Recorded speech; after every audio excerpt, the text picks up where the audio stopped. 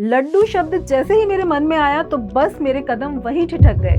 नहाया होगा या नहीं, पता नहीं हाथ से कभी सर खुजाया होगा या पीठ खुजलाई होगी। भगवान श्री कृष्ण हमसे कितना प्रेम करते हैं, हम उन्हें कैसे कुछ भी भोग लगा सकते हैं। हरे कृष्णा। आज मैं गई थी मंदिर और मंदिर जाते समय मैं बहुत खुश भी थी। ऑब्वियसली अधिकतर तो मैं मंदिर नहीं जा पाती, लेकिन कोशिश करती हूँ कि हफ्ते में एक दिन तो मंदिर चली ही जाऊं।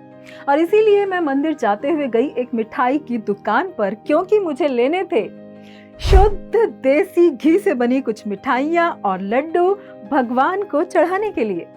हाँ, लड्डू, सही सुना। ऐसा ही कुछ मेरे साथ भी हुआ। लड्डू शब्द जैसे ही मेरे मन में आया तो बस मेरे कदम वहीं ठिठक गए। और फिर मैंने उस मिठाई वाले भैया से पूछा कि ये लड्डू कहाँ बनाए गए हैं, क्या आपने मंदिर में इन्हें बनाया है या बाहर कहीं से मंगाए हैं, आउटसोर्स किया है इन्हें? क्या ये शुद्ध और प्योर इंग्रेडिएंट से बनी है जिसमें कोई हार्मफुल एडिक्टिव्स और प्रिजर्वेटिव्स नहीं? ओह, मैं जो मिठाइयाँ और लड्डू खरीद रही हूँ उन्हें मैं मेरे इष्ट भगवान श्री कृष्ण को भोग लगाने वाली हूँ, ये सोचते ही मैं एकदम अलर्ट हो गई। और मैंने सोचा कि मुझे कम से कम ये तो पता होना ही चाहिए कि इसमें लगने वाले इंग्रेडिएंट्स यानी सामान कहाँ से आया है, क्या सामान है, क्या वो सामान शुद्ध है, उसमें कहीं किसी तरह की कोई मिलावट तो नहीं, क्या इन मिठाइयों को बनाने में जो दूध लगा है वो देसी गाय का ही है, भैंस, बकरी या ऊंट का तो नहीं। आप कहेंगे बकरी और ऊंट तो अलग है, लेकिन भैंस के दूध से क्या दिक्कत है? तो भैंस का दूध क्रूरता का दूध है। यदि भैंस दूध नहीं देती ना तो उसे सीधा मरने के लिए कसाई के पास भेज दिया जाता है। और हमें तो भगवान के लिए अहिंसा दूध की जरूरत होती है, और अहिंसा दूध वो है जिसमें किसी भी प्रकार की क्रूरता के लिए कहीं कोई स्थान नहीं, जहाँ गायों को पौष्टिक चारा दिया जाता है, उन्हें इंजेक्शंस नहीं लगाए जाते अधिक दूध निकालने के लिए। दूध का दोहन हाथों से ही किया जाता है, मशीनों से नहीं, जिसमें गौ माता का खून भी खिंचता है। और गाय के बछड़ों और बच्चियों को सबसे पहले दूध पिलाया जाता है, यही तो है अहिंसा दूध। तो क्या अहिंसा दूध से ही मिठाइयाँ बन रही हैं? इसीलिए चाहे मिठाइयाँ मंदिर में ही क्यों ना मिले, लेकिन अहिंसा दूध की ही होनी चाहिए।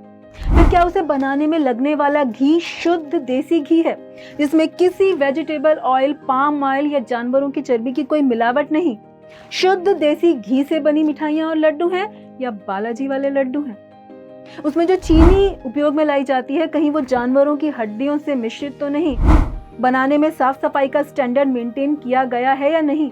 क्योंकि हमें मिठाइयाँ और लड्डू के रूप में ये भोग भगवान को लगाना है, इसीलिए स्टैंडर्ड्स तो मेंटेन होने ही चाहिए। तभी तो श्रील प्रभुपाद ने अपनी गौशाला और अपनी खेती का रास्ता हमें दिखाया, क्योंकि हम दूसरे लोगों पर कब तक और कितना विश्वास कर सकते हैं, उन पर कितना निर्भर रहा जा सकता है, क्योंकि बाहर वाला पता नहीं किस चेतना, किस भावना, किन विचारों से मिठाइयाँ बना रहा हो, पता नहीं नहाया होगा या नहीं, पता नहीं हाथ से कभी सर खुजाया होगा या पीठ खुजलाई होगी। तो किसी भी प्रकार की शुद्धि का ध्यान बाहर रखा जाता है या नहीं, इस बारे में हमें कुछ भी नहीं मालूम। तो फिर क्या किया जा सकता है? आज हर चीज में मिलावट है, कोई भी चीज ले लीजिए, और यही कलयुग है। लेकिन हमें ध्यान ये रखना है कि हमारी तरफ से कोई कमी ना रह जाए। मिठाइयों और लड्डुओं के लिए हम कोई भी सामग्री, चाहे वो दूध हो, घी हो, चीनी हो, मावा, बेसन या कुछ भी, कहाँ से ले रहे हैं, सोर्स क्या है, उस बारे में बहुत स्ट्रिक्ट होने की जरूरत है। भगवान श्री कृष्ण हमसे कितना प्रेम करते हैं, हम उन्हें कैसे कुछ भी भोग लगा सकते हैं। और अगर आपको शुद्धता, स्टैंडर्ड्स, यूज होने वाली सामग्री का सोर्स ऑथेंटिक है या नहीं, इसमें किसी भी तरह की आपको कोई कमी लगती है, फिर तो जरूरी नहीं कि मिठाई या लड्डू लिए ही जाएं। जी हाँ, मैंने भी यही सोचकर कि मिलावट वाले मिठाइयाँ और लड्डू लेने से अच्छा है शुद्ध और ताजे फल, फूल, नारियल और मिश्री ले ली जाए, तब मैंने यही किया और फिर बड़े प्रेम से उन्हें भगवान को भोग लगाया। इसके अलावा आप अपने घर में, आपके घर में जो आने वाला दूध है उससे मिठाइयाँ बनाकर भगवान को भोग लगा सकते हैं, क्योंकि उस दूध के सोर्स का आपको पता होता है। और फिर ये तो पता ही होगा कि भगवान भी दुर्योधन के मिलावटी प्रेम से बने व्यंजनों से नहीं, बल्कि विदुरानी जी के शुद्ध प्रेम और भाव से बनाए गए साधारण से साग पर ही रीझे थे, क्योंकि वो तो भावग्राही जनार्दन है। धन्यवाद। हरे कृष्णा।